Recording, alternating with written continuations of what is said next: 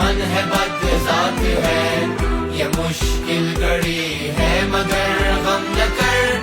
कोई हो न हो हम तेरे साथ है। तो از شهر سعدی شیرازی و من از شهر اقبال لاهوریم، که گفت از بنی آدم و درد او، که گفت از جوانان ملک عجم हमें इश्क है मुल्क ईरान से, यहाँ है इमाम रज़ा का हरम, फना होंगे ईरान के सारे अदू,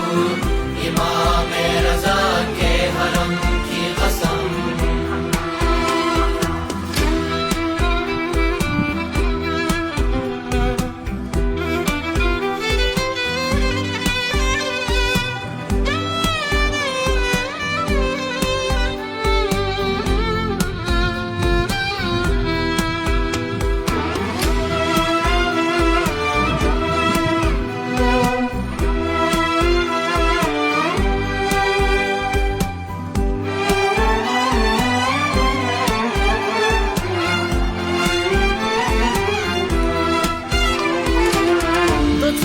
کشوریم و دو همسایه‌ایم، دوتا قدرتیم و دوتا همدمیم، همانند شاهین و سجیلمان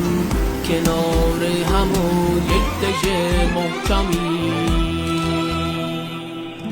تو از شهر سعدی شیرازی و من از شهر اقبال لاهوریم، که گفت از بنی آدم و درد او، که گفت از جوانان ملک